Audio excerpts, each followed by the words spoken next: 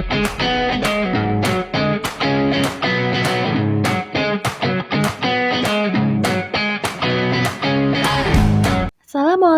warahmatullahi wabarakatuh. Kami dari kelompok 7 akan menampilkan dan menjelaskan sebuah materi presentasi dengan model video untuk memenuhi tugas mata kuliah pengembangan kurikulum dengan materi yang berjudul Analisis Kurikulum 2006 KTSP atau singkatannya Kurikulum Tingkat Satuan Pendidikan. Yang kedua, Analisis Kurikulum 2013 atau biasa disebut Kurtilas, dan yang terakhir, Analisis Kurikulum Merdeka. Saya Betari Indira Maharani selaku moderator dan teman-teman saya lainnya sebagai pemateri. Semoga apa yang kami sampaikan dapat dipahami ya. Baik, langsung saja. Pemateri pertama akan dijelaskan oleh Saudari Anggini. Tujuan dan fungsi analisis kurikulum. Tujuan analisis kurikulum yaitu mengkaji kelemahan dan kelebihan kurikulum, dan juga mengkaji dan menyesuaikan metode pembelajaran yang harus disesuaikan dengan pengajaran.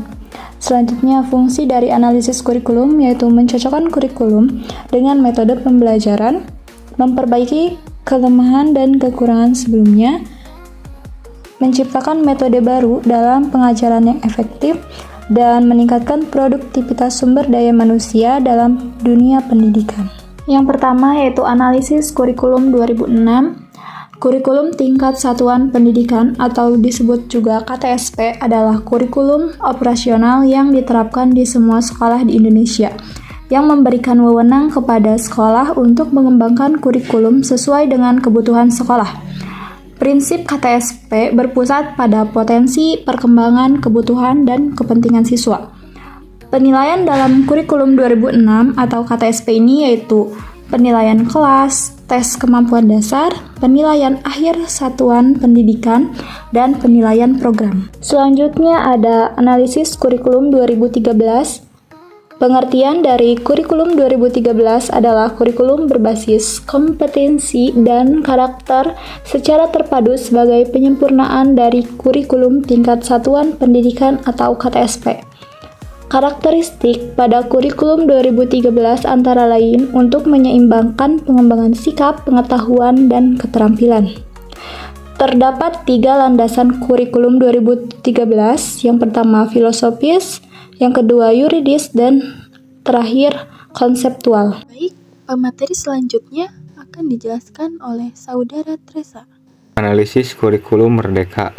Kurikulum merdeka adalah sistem pendidikan yang memberikan fleksibilitas bagi sekolah, guru, dan siswa dalam mengatur proses pembelajaran. Kurikulum ini bertujuan untuk meningkatkan kualitas pendidikan dengan berfokus pada pengembangan karakter dan kompetensi peserta didik.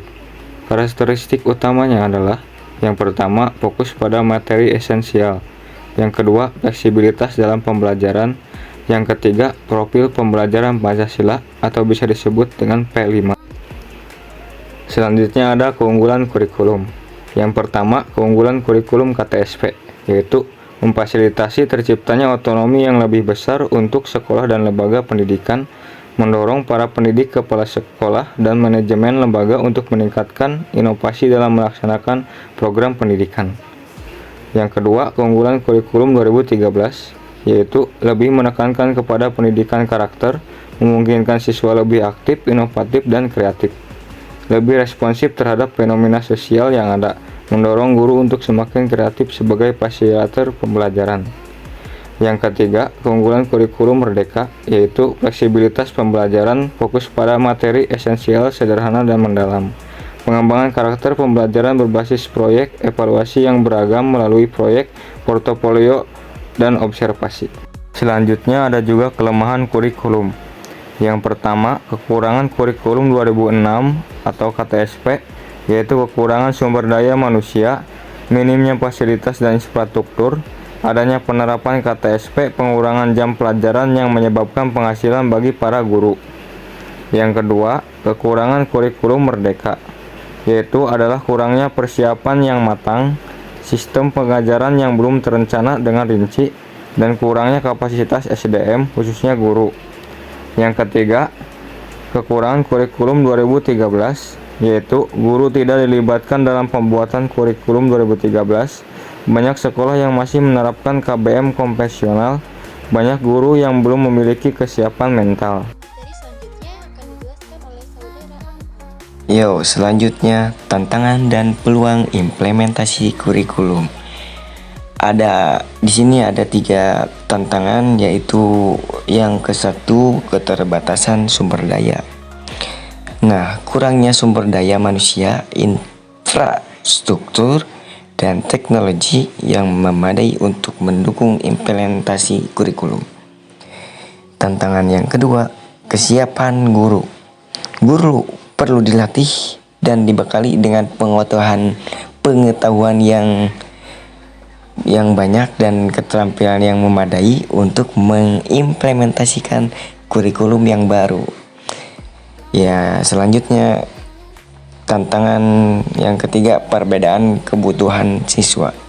Nah, siswa memiliki kebutuhan dan kemampuan yang berbeda-beda, sehingga kurikulum perlu disesuaikan untuk mengakomodasi kebutuhan tersebut. Selanjutnya ada peluang implementasi kurikulum.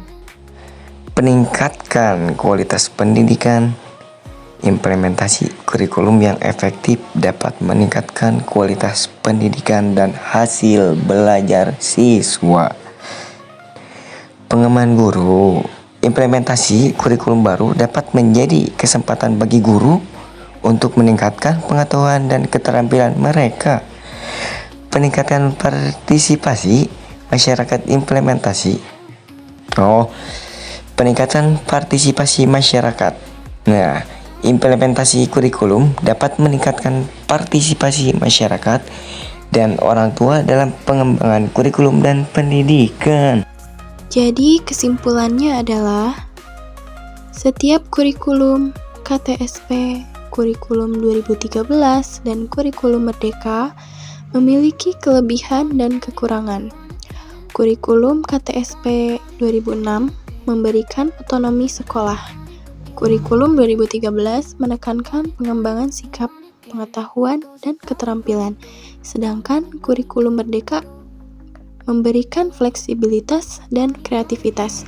Namun, implementasi dan evaluasi yang efektif masih perlu ditingkatkan. Baik teman-teman, video presentasi kami kali ini telah selesai. Terima kasih atas perhatiannya, dan dalam penjelasan kami kurang lebihnya mohon maaf. Semoga presentasi ini bermanfaat. Wassalamualaikum warahmatullahi wabarakatuh.